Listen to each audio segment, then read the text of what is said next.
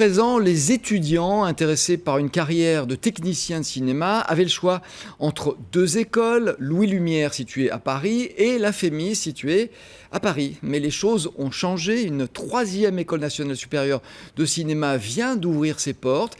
Cette fois à Lyon, donc en Rhône-Alpes. Elle accueille gratuitement 30 élèves choisis en fonction de leur motivation, de leur parcours, mais aussi en fonction de leurs origines sociales. Qu'est-ce que ça signifie ? Eh bien, nous allons poser la question au directeur de la Ciné-Fabrique. Bonjour Claude Mouriras. Vous dirigez ce nouvel établissement dans lequel vous êtes en ce moment en duplex, qui se dit ouvert à la diversité. Vous en êtes même l'instigateur. Alors c'est une formation en 3 années qui prépare à quel métier exactement ? Bonjour, donc du coup à la Ciné-Fabrique on prépare à des métiers qui sont le cœur du cinéma, scénario, production, image, son et montage. C'est une école nationale, gratuite, qui accueille donc aujourd'hui 30 élèves. Elle est appelée à en accueillir davantage ou pas ?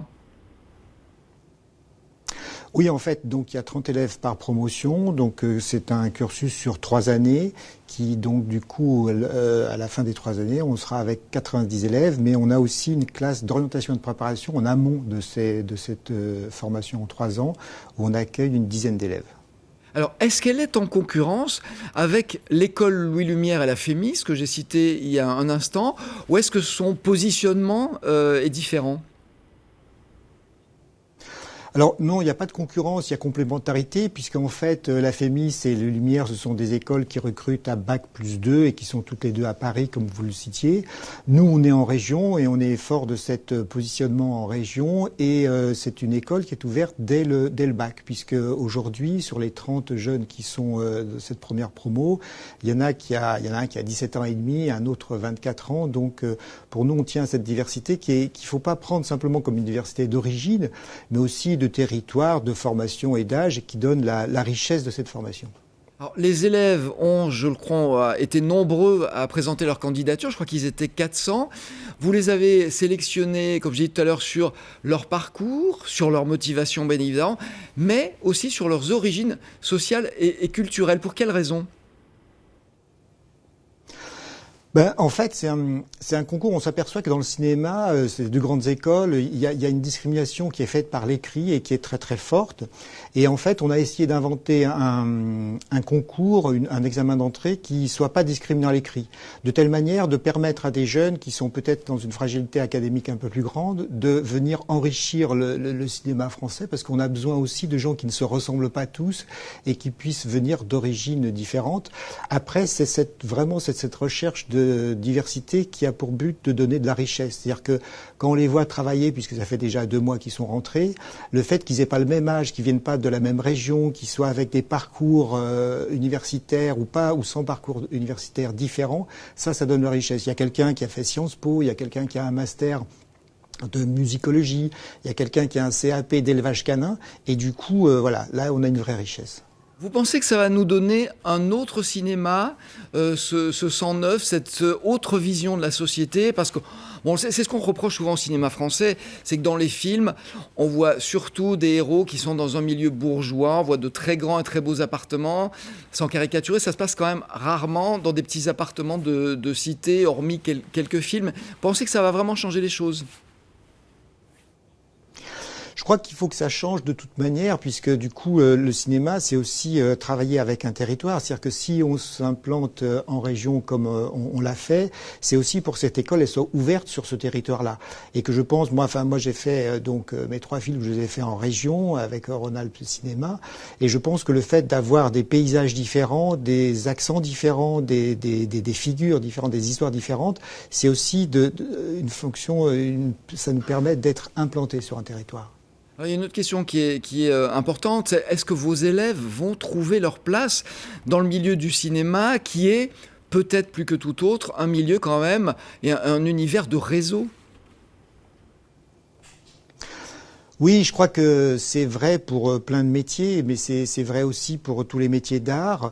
Après, nous, ce qu'on a mis en œuvre de façon à justement travailler cette notion de réseau, c'est que tous les professeurs de l'école, ce sont des professionnels en activité, ce sont des intervenants extérieurs, ils sont tous chefs de poste, et surtout, la dernière année de cette formation est en alternance.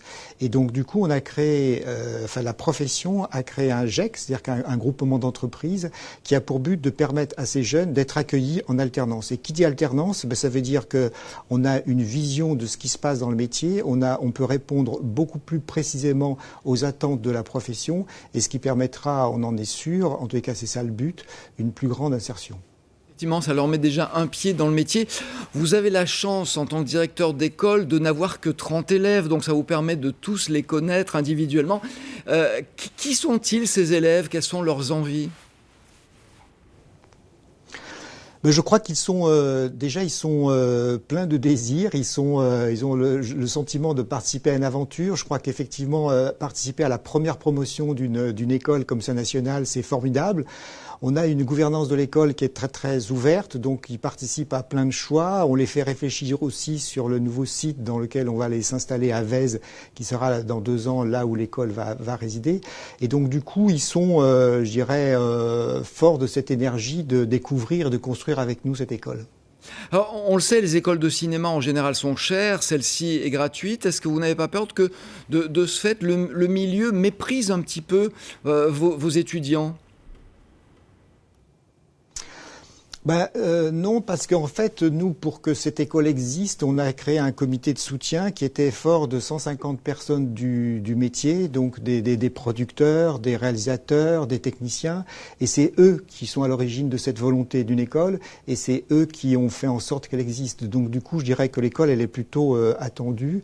Voilà, ça c'est sûr. Un besoin du métier. Quel a été votre besoin à vous? Qu'est-ce qui vous a incité à vous lancer dans cette aventure? Parce que vous y êtes vraiment partie prenante. Oui, je suis partie prenante et puis aussi on a un président qui est tout à fait partie prenante qui s'appelle Abderrahmane Sissako, qui est un grand cinéaste et on a eu cette idée par rapport à quelque chose de très très simple. C'est-à-dire que je crois que les grandes écoles nationales parisiennes ont tout à fait une évidence et c'est formidable qu'elles soient là. Après, il n'y avait aucune autre école de cinéma en France. Alors que quand vous regardez la formation par exemple de jeunes acteurs, il y a plein d'écoles nationales partout dans les régions et là il y avait un manque et que je pense que par rapport au mode de sélection aussi, le fait de ne pas sélectionner des gens à bac+2 mais dès la sortie du bac et sur le fait de ne pas être discriminant à l'écrit va permettre, je pense, à une nouvelle génération de jeunes techniciens et pourquoi pas de jeunes cinéastes de rejoindre ce métier. Claude Mouriéras, est-ce que je peux vous demander où vous avez étudié le cinéma, vous? Alors moi j'étais lyonnais, j'ai fait des études qui n'avaient rien à voir avec le cinéma, ce qui prouve qu'on peut bien faire du cinéma sans passer par des écoles, mais ça c'était il y a longtemps. Aujourd'hui malheureusement sans école il n'y a pas de réseau, sans école il n'y a pas de possibilité de faire des stages et donc du coup de plus en plus, mais c'est pas simplement vrai pour le cinéma, c'est vrai je crois pour tous les métiers, le passage dans une école il est essentiel et je crois que c'est aussi important parce que ça ouvre les esprits, c'est-à-dire qu'on a tous des envies de cinéma, mais qu'une école vous permet aussi par rapport à là, on a un partenariat très très fort avec Lyon 2 qui nous permet d'avoir une ouverture sur de l'analyse critique de films, sur l'histoire du cinéma. Et c'est ça aujourd'hui qui est essentiel. On ne peut plus être que simplement technicien. Il faut aussi avoir un espèce de bagage qui nous permet de mieux comprendre dans quel milieu on évolue. Très bien. Écoutez, merci beaucoup Claude Mouriéras de nous avoir accordé un peu de votre temps. Donc c'était en direct de votre école qui s'appelle la Ciné Fabrique. Et puis on croise les doigts pour vos élèves. Merci beaucoup.